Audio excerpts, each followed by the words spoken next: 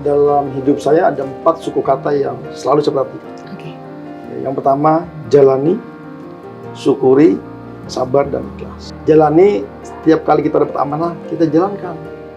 Apapun resikonya.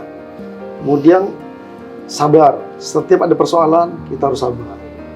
Kemudian, jalani, syukuri, sabar ya, sabar. Jalani, syukuri dulu. Habis dijalani, mau baik, mau tidak baik, kita tetap mensyukuri. Karena kalau menurut Allah, kalau kita syukuri akan ditambah nikmatnya. Jalani, syukuri, sabar. Jadi setiap ada percobaan, sabar. Setiap ada kenikmatan, kita harus sabar, jangan lupa diri. Yang terakhir adalah ikhlas. Sesuatu ikhlas itu mudah diucapkan, sulit dilaksanakan. Betul. Jadi 4 suku kata ini itu yang mendasari saya menjadi dalam kepemimpinan saya. Ini buat pelajaran buat teman-teman bahwa doa orang tua itu nggak mungkin akan mencelakakan. Tuh. Jadi saya ambil, waduh ini Bu.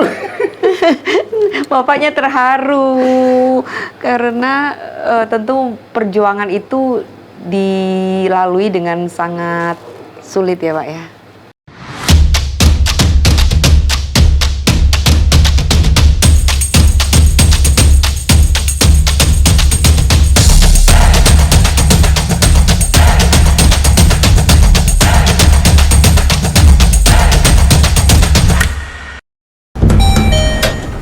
Apa kabar Pak Tri? Kabar baik Bu, ini gimana kabarnya? Alhamdulillah. Wah, akhirnya ini. ketemu juga dengan orang nomor 1 di PT Pusri. Alhamdulillah, silaturahmi sini ya. Ya, terima kasih loh Pak, saya dikasih kesempatan untuk ngobrol-ngobrol. Alhamdulillah. Iya. Monggo Bu, apa Iya, yang Pak. ini? Santai aja. Santai aja ya. Saya antigen dulu. Oh iya, itu wajib Bu, karena Iya. kita kan kondisi seperti ini. Betul. Ya, mohon maaf, semua tamu yang masuk ke kantor kami wajib hukumnya di antigen. Iya. Ini standar pemerintah. Oke. Jadi itu mohon maaf dan itu wajib dilaksanakan. Dalam lagi Pak tadi. Kita jangan beresiko ya. Dalam lagi. Dan terima kasih Ibu udah Iya. mau memenuhi protokol kesehatan di Pusri. Iya, terima kasih juga. Jadi Pak, kita sapa dulu nih, Oke. ya kita sapa dulu netizen Pak Tri, Ya. yang menonton nanti. Jadi kita nih judul acaranya Leaders Talk. Baik. Pak, tapi saya mau minta izin. Saya buka masker. Oke, sama-sama kita sudah di antigen. Jarak kita udah 1 meter ya. 1 meter dan kita sudah antigen. Alhamdulillah. Alhamdulillah. Sehat selalu. Iya, Kita tetap harus jaga kesehatan ya. iya. Oke. Kita ketemu lagi di acara Leaders Talk. Dan tamu saya luar biasa, istimewa. Beliau adalah Direktur Utama PT Pupuk Sriwijaya, Pak Tri Wahyudi Saleh.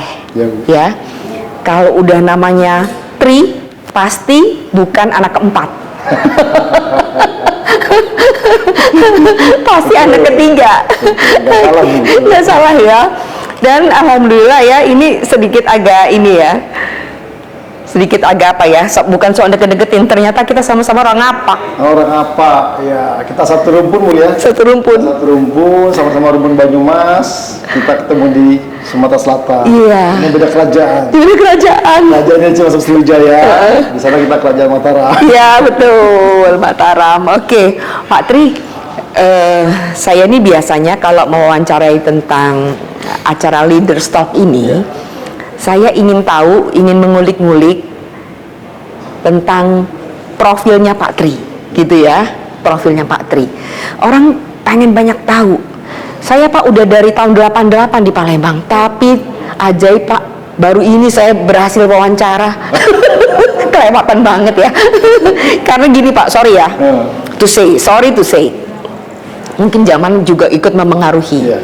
Kalau zaman dulu itu yang namanya PT Pusri itu kayaknya jauh banget dari masyarakat. Oh gitu. Jadi seperti di Menara Gading. Oh, iya. Tapi ini karena Pak Tri Wahyudi Saleh luar biasa. Kita akhirnya bisa ketemu sama-sama. Pak Tri tentu akan sharing banyak tentang bagaimana sih Anda memimpin PT Pusri gitu ya. Pada usia yang sudah sangat mapan karena Pusri berumur 62 tahun pada 24 Desember kemarin ya Pak ya. Tahun ini akan 63 tahun. Mudah-mudahan Anda masih menjadi pemimpin di sini. Dan untuk itu saya ingin tahu dulu deh bagaimana sih Pak Tri mengawali masa kecil, lahir di mana gitu ya. Mengapa diberi nama Tri Wahyudi Saleh? Itu nama 3 orang sebenarnya. Iya. Silakan Pak. Terima kasih Bu Eni. Ini Assalamualaikum warahmatullahi wabarakatuh. Kami menyapa dulu dengan netizen juga. Mudah-mudahan kita semua dalam keadaan sehat walafiat. Dan terima kasih saya pribadi dan juga atas nama institusi mengucapkan terima kasih kepada timnya Mbak Weni sudah bisa ketemu dengan kami. Intinya bahwa silaturahmi hari ini bukan untuk mengumbar informasi, tapi Mbak ingin mengulik. Mudah-mudahan pengalaman saya pribadi bisa menjadikan inspirasi buat kita semua. Pasti. Terutama anak muda, karena di Pusri ini hampir 86% populasinya itu adalah anak milenial. Sekarang ini Pak? Iya, dari 1830 itu 1500-nya itu adalah milenial. Jadi itu salah satu kekuatan kami untuk memimpin di sini. Oleh karena saya kira ini mudah-mudahan pengalaman saya pribadi bisa menginspirasi. Yang baik silakan diambil, yang kurang baik tolong dibuang. Ya. Jadi alhamdulillah Bu Eni, saya dilahirkan tahun 29 September tahun 1967. Ya, Libra bintangnya. Bintang saya Libra. Sama dengan saya. Saya lahir di Jakarta, ibu saya orang Purwokerto, bapak saya juga orang Purwokerto. Asli. Dengan Mbak Eni, alhamdulillah. Jadi saya anak ketiga betul. Waktu dilahirkan nama saya sebenarnya hanya Tri Wahyudi saja. Tapi karena 3 kakak saya ini satu sekolahan, namanya pendek, ditambahkan orang tua saya Saleh. Jadi di akte saya dengan sekarang beda. Jadi Tri Wahyudi Saleh. Jadi, yang paling soleh. Yang mudah-mudahan nama orang tua itu akan membawa kesolehan buat saya pribadi. Mudah-mudahan. Jadi intinya bahwa kami dari 7 bersaudara. Banyak ya Pak ya? 3. Alhamdulillah saya masih ada ibu, bapak sudah nggak ada. Dan ini satu perjuangan yang betul-betul saya dari bawah, dari kari bawah. Saya terakhir lulusan dari Sekolah Pertanian Menengah Atas Yogyakarta.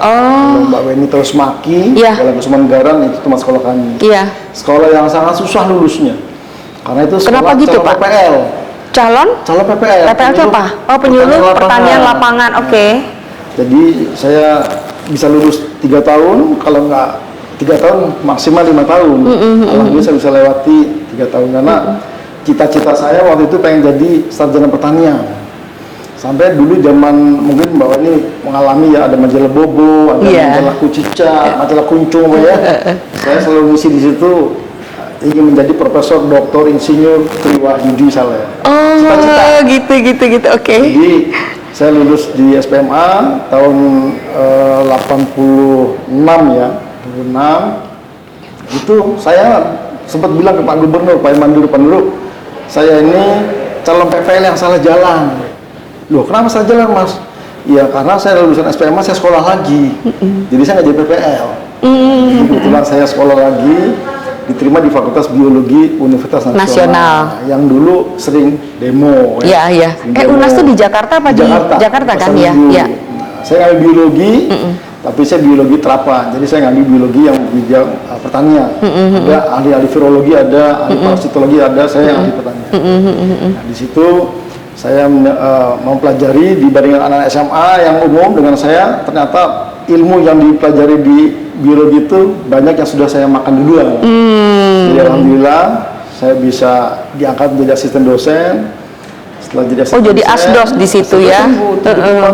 Pinter itu berarti ya? Ya enggak juga, rezeki aja lah. Jadi asisten dosen, ketemulah sama yang saya yang menjadi istri saya.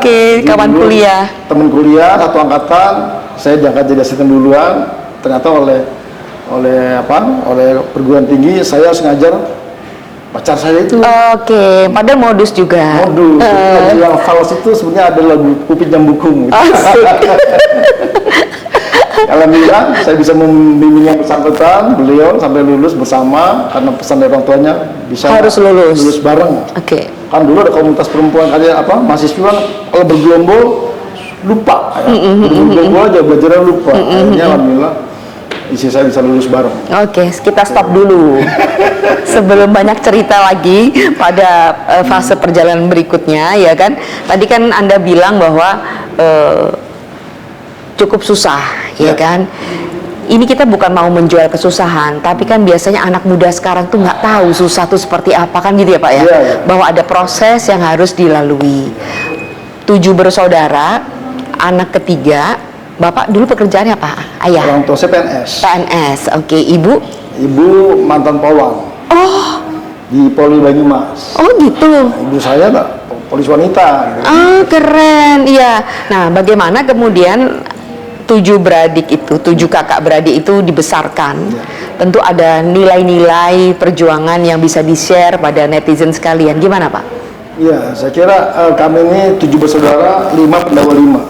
Jadi 1 sampai 5 itu laki-laki semua. Cowok semua. Cowok semua, Oke. makanya disebut pendawa 5. Pendawa Jadi 5. adik kami yang 2 perempuan. Jadi ya biasalah kalau pendawa 5 laki-laki semua pasti seringnya berantem kan gitu.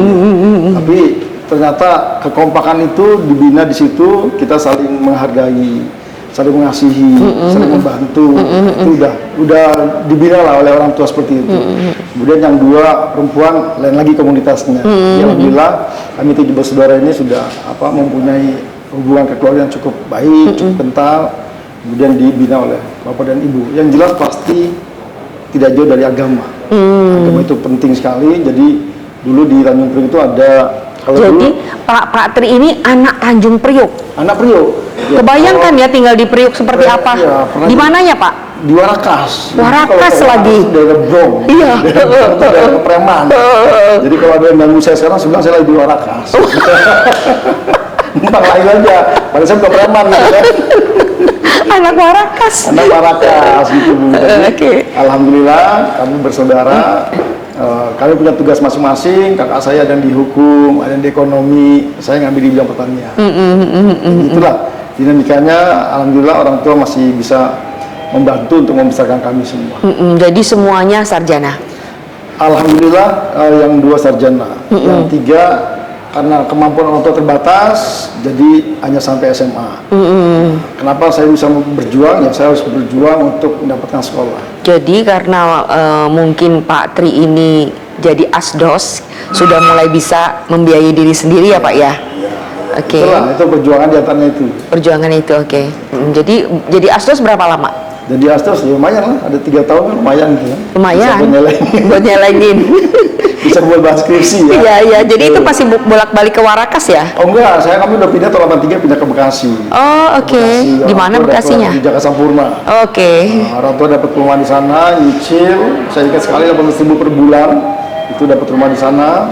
Kemudian kami dari mana? Dari Jakarta Sampurna ke Pasar Minggu. Pasar Minggu. Oke. Saya Lenteng Agung dulu. Lenteng Agung. Kuliahnya. Stisi ya. ISIP. ISIP. Iya, kampus tercinta. Kalau yang fals. Ya. Iya betul, kakak kelas itu.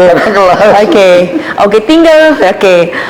Pak, kemudian selesai dari kuliah, ya kan, berhasil menggondol ijazah S1 dan juga menggondol istri, Iya, betul. gitu ya? Iya, tahun 90. Tahun 90. Jadi nikah tahun 90. Ya, saya nikah 92. 92. Terlalu nekat kalau baru lulus langsung nikah kan. Iya, iya, iya, iya, Itu iya. punya modal kan. Iya, gitu iya, ya. iya, oke. Jadi tahun 90 kami lulus, kami wisuda. Kebetulan istri saya kerja di salah satu asuransi di Jakarta. Saya menjadi ini dulu, jadi account officer. Account officer. Jadi petualang ya. Jadi pialang, Pialang. di Di- sama saham. Oke. Di salah satu saham di Jakarta. Oh, keren. Di situ luar biasa, artinya mental saya diterpa betul untuk menahan diri, menahan emosi. Ya semuanya ditahan lah. Kalau saya umbar, wah, ngejar-ngejar untung, bahaya juga. Dan alhamdulillah 2 tahun saya gagal jadi pialang.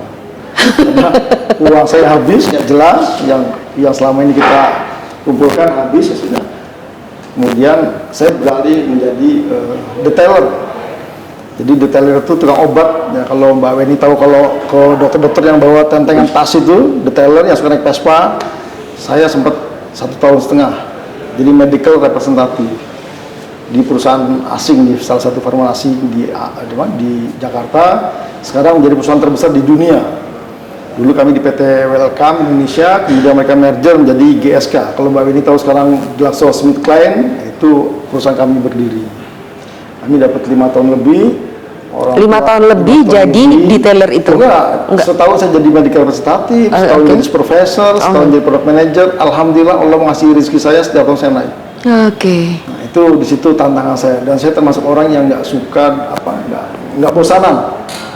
Jadi saya tekuni salah satu bidang pekerjaan sampai tuntas sampai jabatan tuh setiap tahun naik. Padahal S1-nya biologi. Biologi. Nggak nyambung.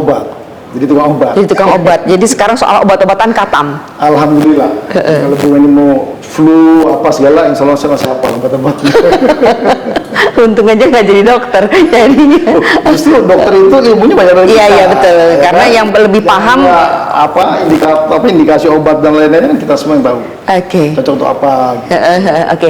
Kita akan lanjut pada sesi berikutnya. Tentu saja masih dengan Pak Tri Wahyudi Saleh. Beliau adalah Direktur Utama PT Pusri, perusahaan yang sangat mapan, ya Pak ya, dan punya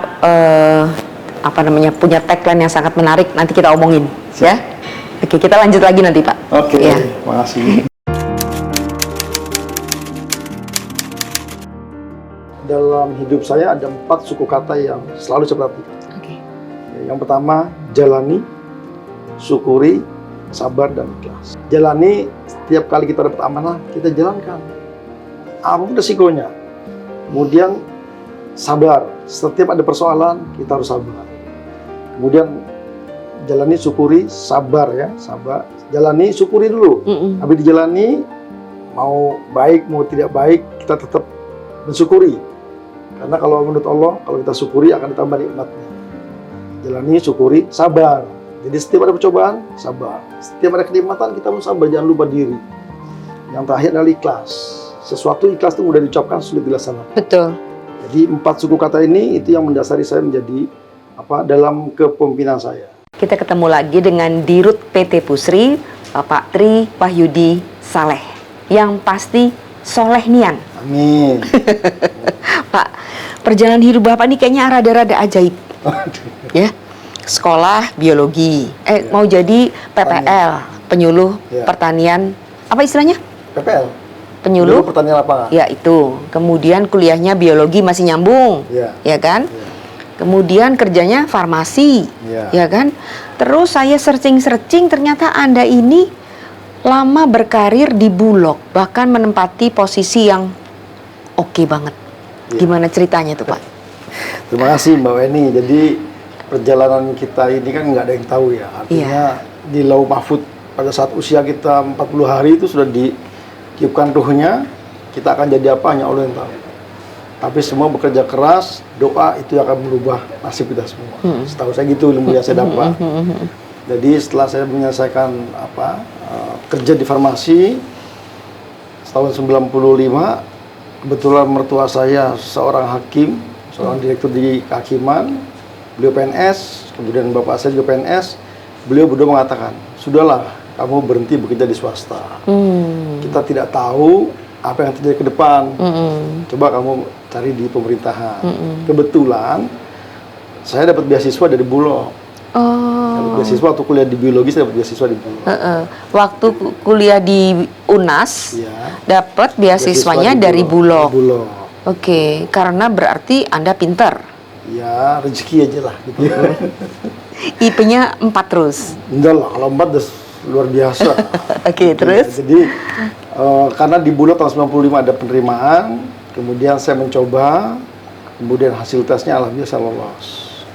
Kebetulan 95 tes baru diumumkan tahun 97. Oh, lama bener ya? Tahun, ya, karena ada masa transisi ya. Oke. Nah, saya masih melanjutkan kerja di farmasi.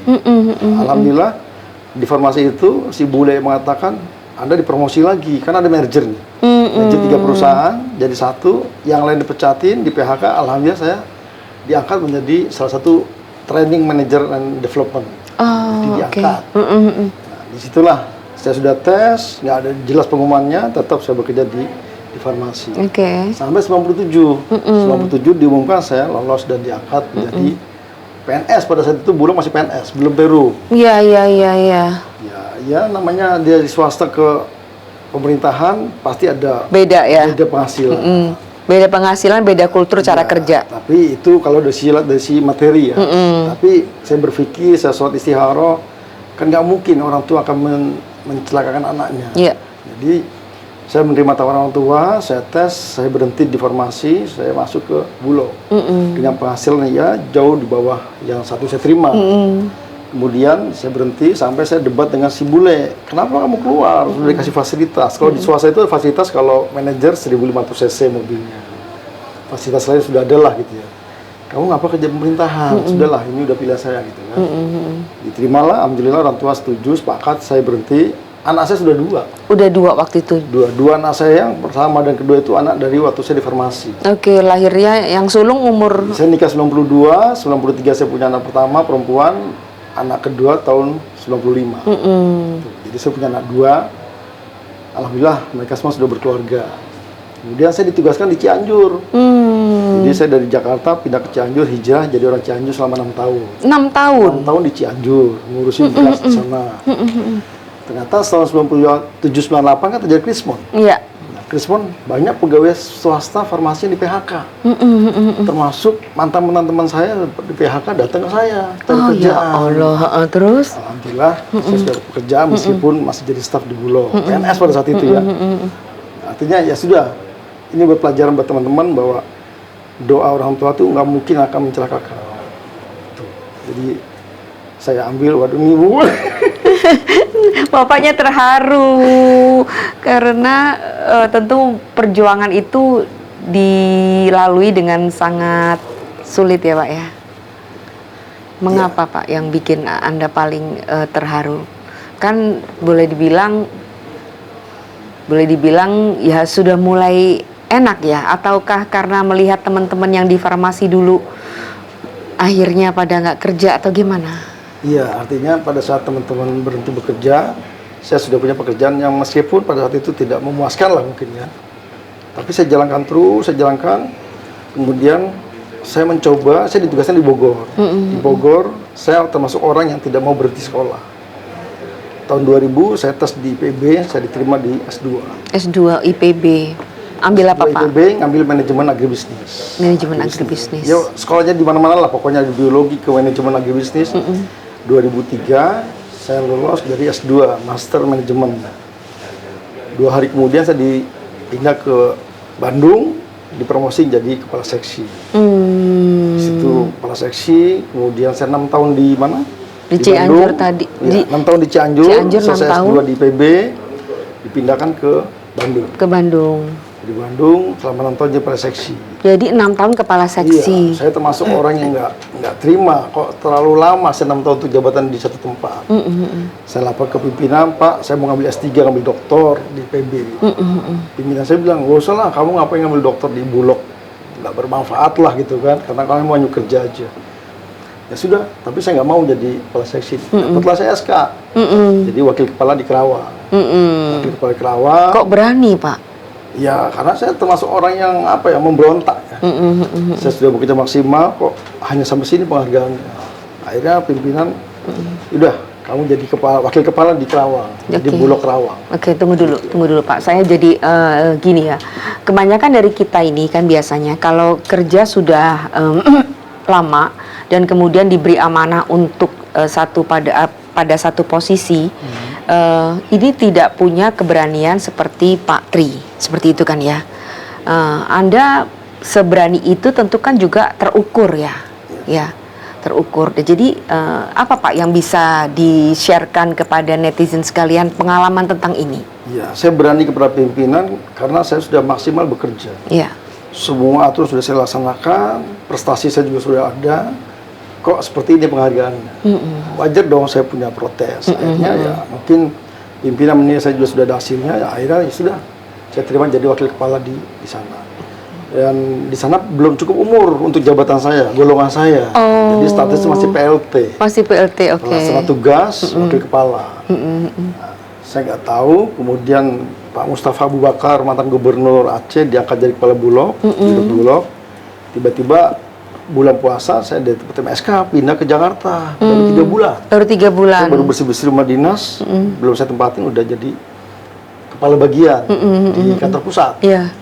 Itu ya kita nggak pernah berpikir akan jadi pegawai pusat karena saya dari daerah baru masuk pusat.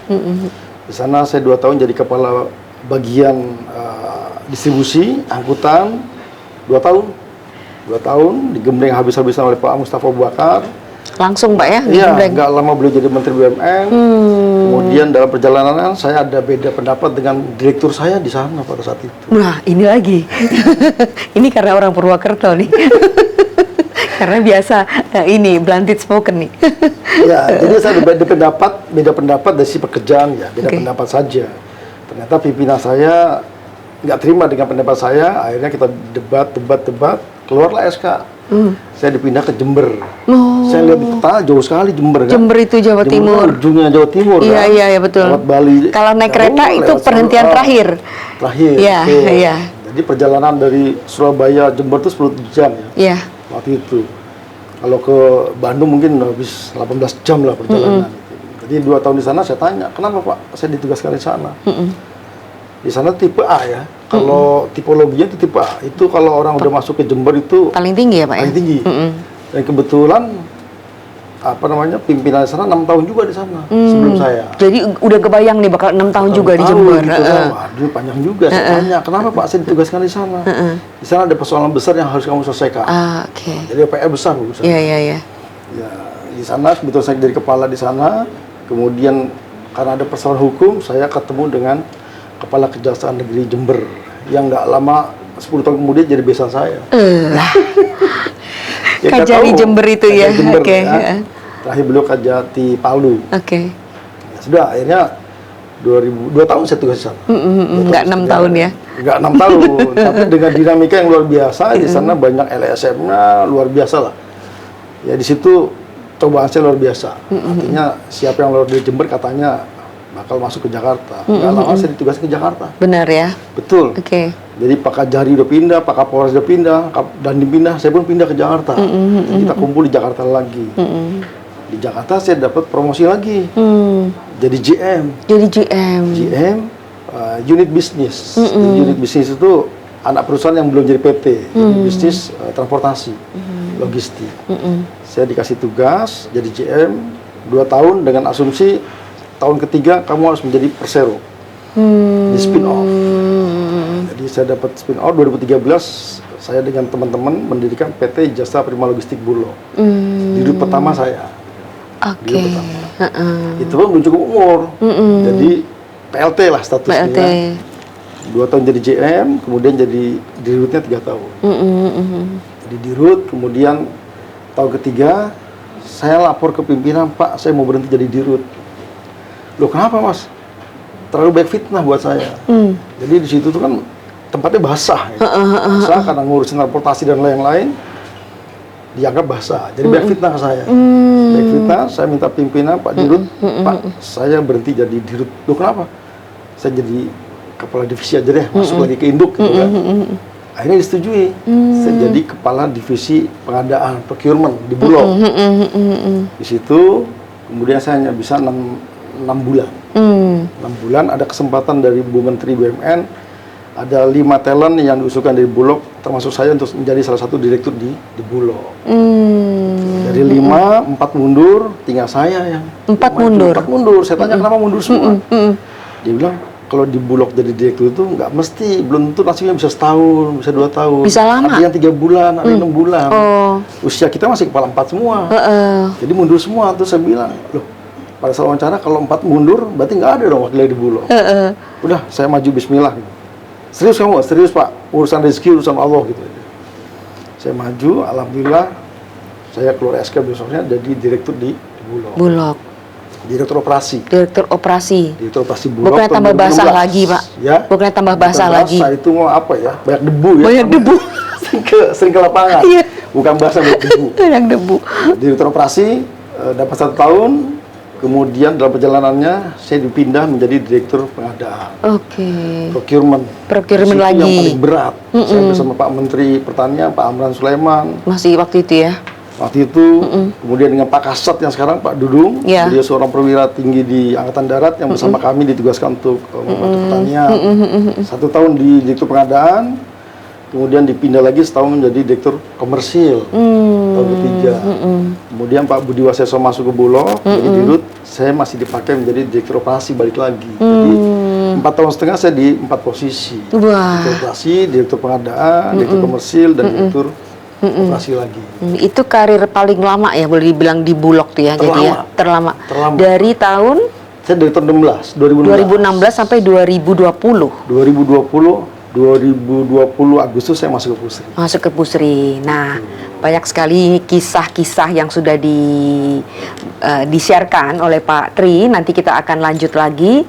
Kita ingin tahu sebenarnya kunci kepemimpinannya Pak Tri itu apa, gitu ya, pada sesi berikutnya. Tunggu ya. Tapi di sini saya lihat udah banyak pupuk nih. Pupuknya ada di atas meja cantik, meja khas Palembang ya Pak ya. Ini pupuk untuk retail Bu. Pupuknya untuk retail. Oke, ada untuk pupuk NPK Pusri, untuk singkong, untuk tanaman kopi, untuk urea. belum menghasilkan. Oh itu istilahnya ya. Ya oke. Jadi apapun tanamannya Pusri pupuk. Kayak iklan tetangga sebelah. Oh beda. Oh beda. Oke, kita lanjut lagi nanti ya. Perjalanan karir Anda yang sedemikian panjang, terutama ketika di Bulog, ya kan? Itu tentu membawa sekali banyak banyak cerita, banyak hikmah, sehingga Anda kemudian tahu-tahu ditempatkan di Pusri. Itu apa ya kira-kira yang membawa Pak Tri ke Pusri? Ceritanya gimana? Iya, yang tadi saya bilang semua ini kan rahasia Allah ya. Ya. Semua rahasia, tapi intinya apa yang sudah kami kerjakan, saya secara pribadi tetap doa orang tua, doa istri, doa anak itu pasti membantu lah. Ada campur tangan Tuhan di situ. Intinya bahwa sebagai seorang pekerja, khususnya di BUMN, kita harus tetap totalitas. Totalitas dimanapun kita ditugaskan, dikerjakan. Meskipun kita bukan bidangnya, kita coba dulu. Dan alhamdulillah tadi saya sampaikan, saya bukan tipe yang bosanan, tapi saya akan mencoba di semua bidang. Selalu mencari tantangan gitu ya. Artinya kalau satu tempat selesai, kita coba cari tempat yang lain. Ingin haus akan pengetahuan lah. Jadi totalitas kita kerjakan, kemudian fokus, kemudian serius, dan yang paling penting adalah ikhlas. Oke, jadi totalitas, fokus, serius, ikhlas. Nah, itu yang paling penting ya. Jadi itu perjalanan hidup saya di situ. Kemudian kita menjalin hubungan baik ke atas, vertikal, ke atas, ke bawah, dan juga horizontal. Ya. Jadi kalau dalam Al-Quran, hablumminallah, kita berdoa Allah, hablumminannas, tapi dalam pekerjaan, ke atas semua kita baik, ke bawah kita baik, ke rekan kerja pun harus baik. Saya kira itu salah satu kunci yang membuat kita harus lebih baik ke depan. Dan bukan rendah hati, tapi rendah diri. Itu paling penting. Oh. Paling penting itu rendah diri. Bukan rendah hati. Bukan rendah hati. Ya. Jadi ya, kok malah rendah diri? Rendah diri kan minder Pak. Iya bukan, artinya semua rendah hati. Rendah hati. Kembali. Nah, rendah hati. Artinya kita berbuat pada siapapun dan kita tepos selero lah ya. Tepos selero. Jangan arogansinya ditunjukkan enggak. Jadi waktu 25 Agustus 2020 saya masuk ke Pusri, saya pun bingung kok tiba-tiba saya ditugaskan di Pusri. Iya. Tapi karena itu sudah amanah ya nggak apa-apa. Karena dulu waktu saya ke sekolah di pertanian pun setiap pagi saya ke sawah, setiap pagi saya nyebar pupuk, setiap pagi saya matun. Ternyata setelah saya bekerja di Bulog itu di hilirnya, sekarang di hulu. Di hulunya. Ternyata perjalanan siklus itu semua saya lalui gitu.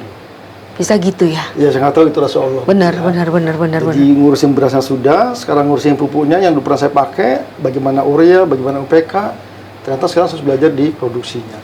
Dan baru kali ini informasinya yang di luar orang pupuk. Di sini banyak sarjana teknik kimia, sarjana industri. Saya sarjana biologi, sarjana manajemen agribisnis yang masuk ke sini. Jadi komplit. Ya mudah-mudahan saya bisa mengatasi ini. Oke, Pak.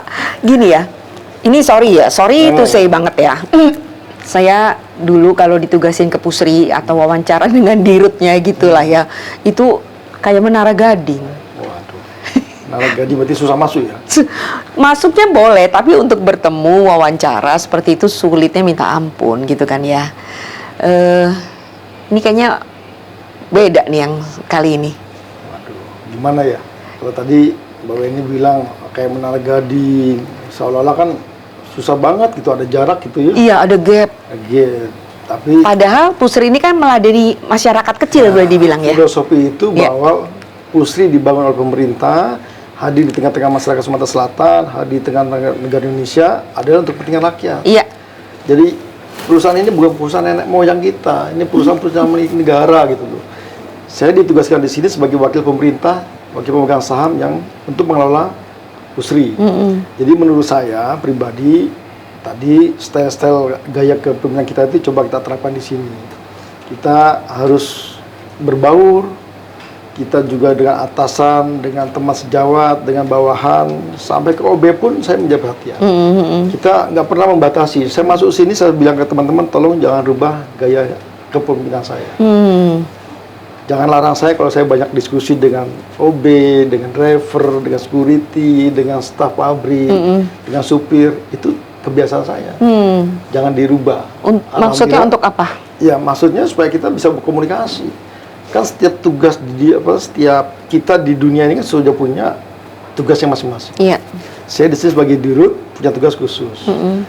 Ada supervisor yang di operator dia punya tugas khusus. Security tugasnya khusus. Driver juga sama. Jadi yang tidak saya kerjakan dikerjakan oleh dia, saya harus tahu dong. Ya. Apa yang kita tahu, apa yang dia rasakan juga harus tahu. Jadi itu kunci saya, dimanapun saya ditugaskan, saya selalu berkomunikasi, membangun komunikasi dengan siapapun tanpa ada batas. Tapi ada tahu etika-etika yang harus kita batasi, itu biasa. Kita orang Timur, etika bergaul tetap ada. Tapi dalam pekerjaan saya harus bergaul dan bicara dengan siapa saja, termasuk dengan pejabat-pejabat yang ada di sini. Saya dekat dengan Ibu Ketua DPRD, saya dengan Pak Gubernur juga dekat, dengan Pak Wali Kota, kemudian dengan Pak Kapolda, semua kami bangun, Pak Kajati, kami bangun komunikasi. Karena kita nggak sendirian, ini komunikasi yang dibangun. Alhamdulillah, gaya kepemimpinan saya diterima oleh anak-anak di sini. Mereka welcome dengan saya. Apalagi tadi Bapak bilang bahwa di sini karyawan terbanyak justru kaum muda. Iya, 86% milenial. 80% Dan satu yang menarik buat teman-teman di sini, di mana saya ditugaskan, setiap ada karyawan saya ulang tahun, saya pasti memberikan satu ucapan, siapapun dia. Mau dia direktur, mau dia kepala divisi, mau dia supervisor, saya kasih, sampai ke staf pun saya kasih. Jadi itu langsung yang, itu Anda serahkan? Iya, tidak langsung, tapi saya tanda tangan basah, kartunya saya bagikan. Jadi itu salah satu yang memang saya bangun, ada apresiasi dan perhatian buat mereka. Oke. Jadi Anda ini kan memimpin Pusri, sebuah perusahaan yang sudah sangat mapan, 62 tahun ya kan, dan sekarang kepemimpinannya berubah. Tantangan terbesarnya tetapi apa? Tantangan terbesar adalah membawa perubahan. Membawa perubahan. Ya, karena tidak semua orang mau ngikut kita. Betul. Ya. Hanya sebagian kecil, tapi kalau kita komunikasikan, kita ajak, kita sampaikan visi misinya. Ini loh, Pusri ini perusahaan yang sudah tua, sudah 62 tahun, pabrik yang paling tua. Kalau kita gini-gini aja nggak akan ada perubahan. Dulu Pusri menjadi holding. Iya. Sekarang holding ngambil OPI. Iya, Pupuk Indonesia. Sekarang kita menjadi anak. Iya. Emang nggak bisa kemungkinan suatu saat kita akan besar lagi? Saya bilang bisa. Makanya saya ajak waktu saya masuk sini, saya bilang kita ada gerakan GLT namanya. GLT. Gerakan lampaui target. Gerakan lampaui target. Saya ajak teman-teman tidak boleh, dan saya pribadi tidak suka hanya mencapai 100%. Oke. Harus 100 plus. 100 plus. 105%, 110%, 120%, sampai 200%. Kalau udah melampaui target, pasti tercapai targetnya. Alhamdulillah teman-teman semangat dan mereka mau. Dan alhamdulillah saya masuk sini 2020 Agustus, 31 Desember 2020, itu kita bisa melampaui sekitar 160 ya kalau nggak salah ya, 160%. 100%. Dan Pak Tri punya apa itu tagline One Team? Ya, kami punya untuk 2021 awal, karena 2020 udah diwujudkan bisa 100% plus. Saya bilang ke teman-teman, saya punya mimpi 1 triliun. 1 triliun. Pusri. Wow. Sesuatu yang menurut teman-teman nggak mungkin. Pak Dirut mimpi di siang bolong katanya. Saya bilang ucapan adalah doa. Betul. Ayo kita bekerja. Jadi teman-teman sudah sepakat. Kita punya tagline One Team, One Target, One Triliun. Nah, alhamdulillah 2021 mendekati 1 triliun. Wow. Bahkan kalau menurut administrasi kami sudah mencapai 1,3 triliun setelah pajak. Maaf, sebelum pajak. Kan saya tidak pernah bilang 1 triliun sebelum pajak. Cuma 1 triliun kan? Alhamdulillah Allah mendengar, dapat 1 triliun sebelum pajak. Wah. Kalau setelah pajaknya di bawah 1 triliun. Bakal lama di sini. Bakal lama menghirup Sungai Musi. Amin. Yang terbaik. Yang terbaik. Yang terbaik Oke. aja. Oke. Pak Tri, jadi bagaimana sih Anda juga menerapkan kepemimpinan itu kepada 3 anak ya? Iya. Pak Tri punya 3 anak ya? 3 anak. Oke. Ya, jadi kebetulan saya punya anak 3, yang 2 tadi hasil karya saya waktu saya kerja di swasta atau di farmasi. Yang pertama Putri, lahir tahun 93, S1-nya agribisnis di Unpad, S2-nya manajemen agribisnis di IPB. Sekarang anak saya kebetulan dia tes udah pernah kerja di BNI, pernah kerja di perusahaan ekspor impor, kemudian terakhir nyangkut di Bulog. Lah. Nyangkut di Bulog, saya nggak tahu bisa nyangkut di Bulog kan? Iya. Itu sudah jalannya. Iya. Sejarah berulang. Ya, sudah nikah, kemudian yang nomor 2 S1-nya di kedokteran, sekarang lagi yang S2 di ITB. Saya bilang dari mana ceritanya? Kedokteran dokter ITB. Gimana tuh?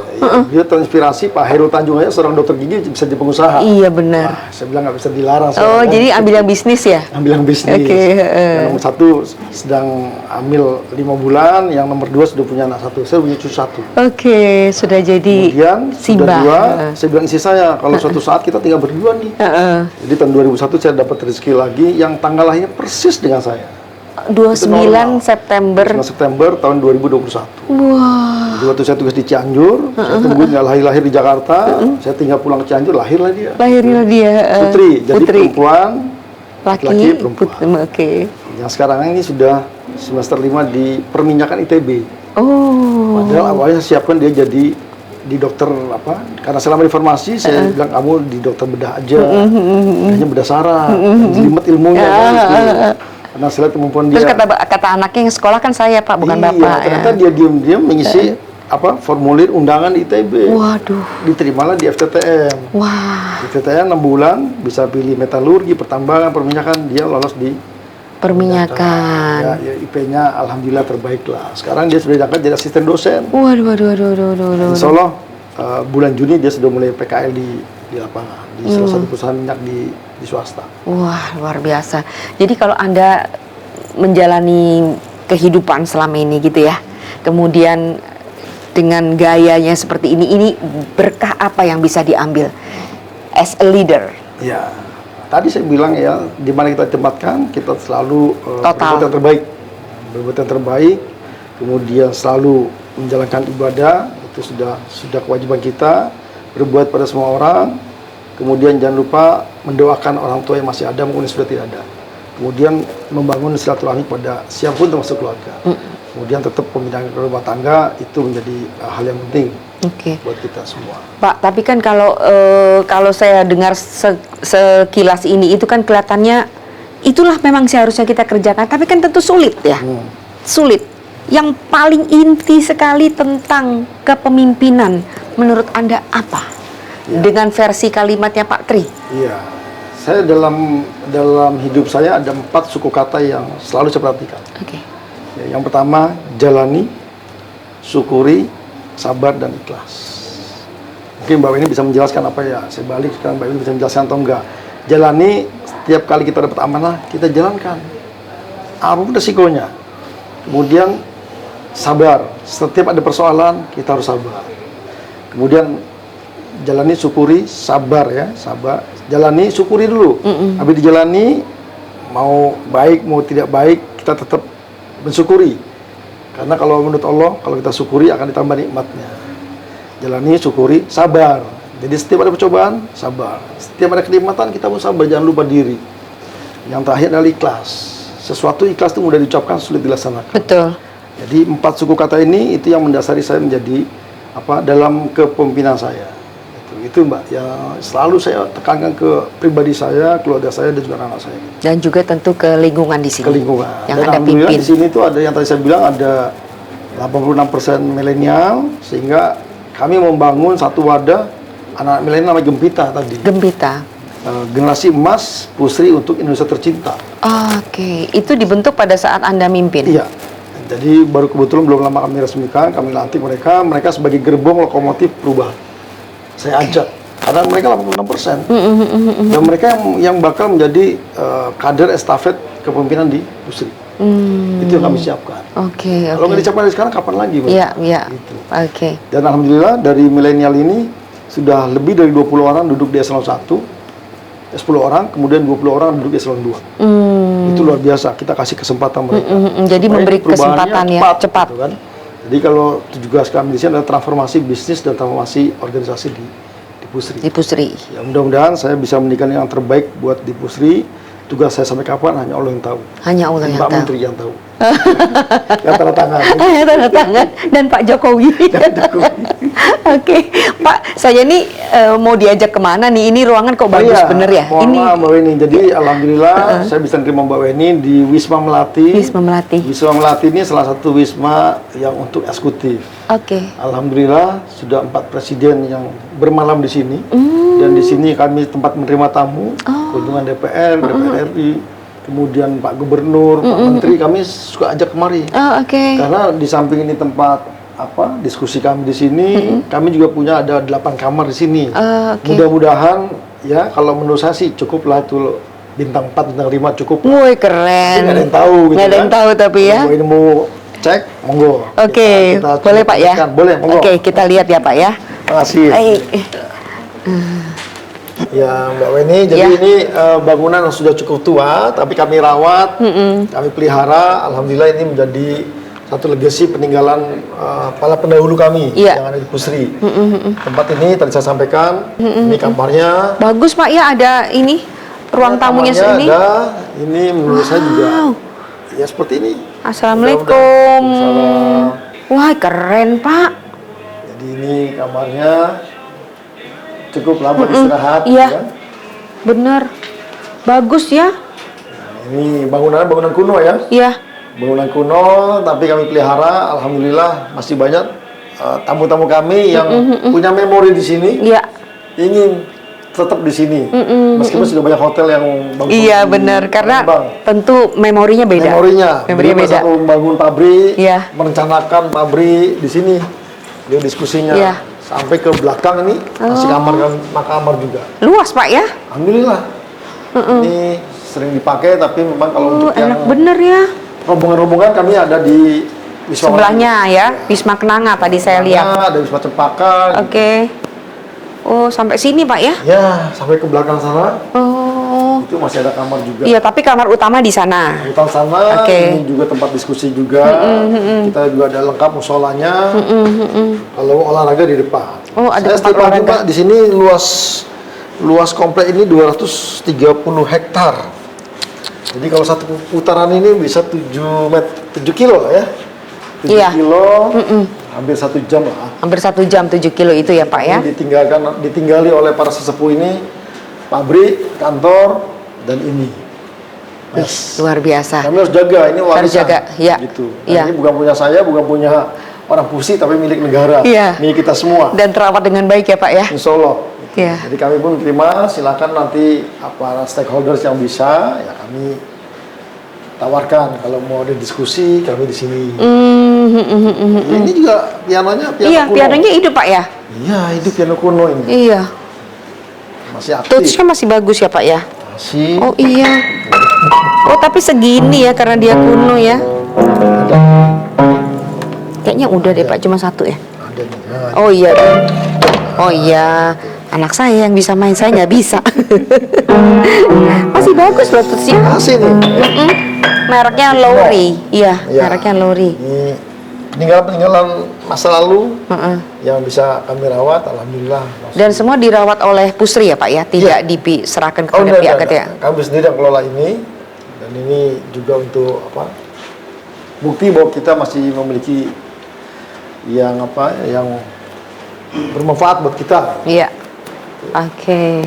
Itu tadi perbincangan saya dengan Dirut Pusri, Pak Tri Wahyudi Saleh, yang ternyata memang benar-benar saleh. Amin. Semoga perbincangan kita ini menginspirasi banyak orang ya Pak. Amin, amin. Terutama tentang bagaimana menjadi pemimpin. Tadi Pak Tri sudah banyak sekali membagikan kiat-kiatnya, dan insya Allah itu pasti bermanfaat. Amin. Pak Tri, silakan mau menutup tentang leader talk. Ya, terima kasih Mbak Weni. Jadi teman-teman sekalian, mudah-mudahan apa yang tadi saya sampaikan kepada Mbak Weni sedikit pengalaman Ya, bukan menggurui, bukan mengajari, tapi sedikit pengalaman. Mudah-mudahan bisa bermanfaat buat teman-teman sekalian. Dan itu perjalanan hidup saya yang saya rasakan itu sangat bermanfaat. Apa yang sudah saya lakukan dari bawah sampai dengan saat ini. Mudah-mudahan ke depan pun itu masih terus saya gunakan. Iya. Insya Allah saya akan tetap konsisten dan komitmen untuk memelihara filosofi-filosofi yang sudah kami bangun bersama keluarga, bersama orang tua. Insya Allah kita akan selamat dunia dan akhirat. Selamat dunia akhirat. Mudah-mudahan pengalaman ini bisa bermanfaat dan jangan dipakai, jangan ditiru yang hal-hal yang kurang baik. Baik semua tadi. Mudah-mudahan bermanfaat dan baik semua. Oke. Terima kasih Mbak Weni. Terima kasih semuanya. Assalamualaikum warahmatullahi wabarakatuh. Waalaikumsalam warahmatullahi wabarakatuh.